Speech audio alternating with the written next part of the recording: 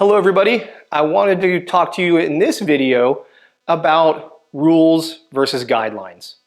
So often we are one side or another. We pick certain points that we will go die on the hill over and say it has to be this way.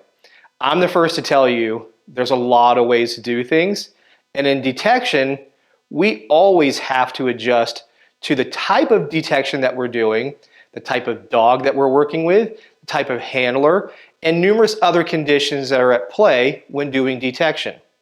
So we can't always be so hard and fast about certain things. So I want people to think about guidelines versus rules. Guidelines give us a framework to work within versus rules, which are very hard and steady.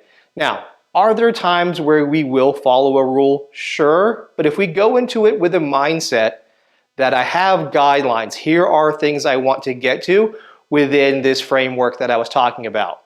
So, for example, when I'm working with a dog, how long I spend on a certain phase. So here at Ford K9, we do our odor phase training and we have steps 0 through 5. How long I stay in each step does vary on the dog. So that's my guideline. My rule would be I don't progress to the next step until I have accomplished or I see that my dog has clarity in understanding the task under various types of conditions. As we meet those steps, I progress to the next one. Another example of guidelines versus rules is how you search an area. Some say you have to be very detailed in that search.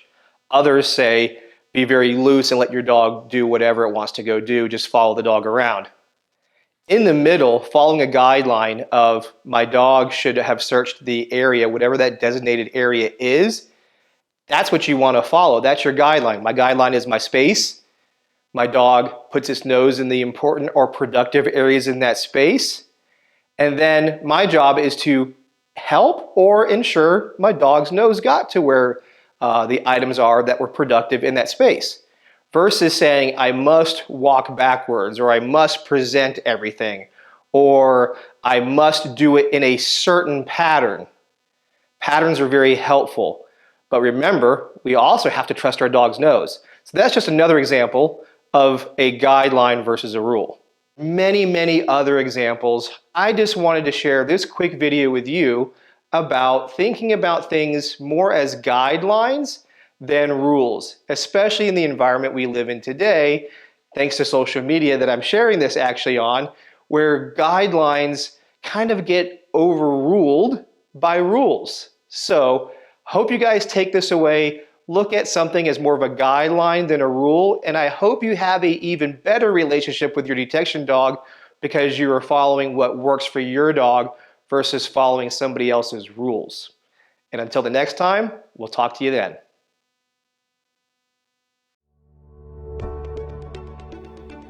And if you want to step up your detection dog game, don't forget to check out our website at fordk9.com. We have online classes, webinars, seminars, and our in-person schools. So go check that out.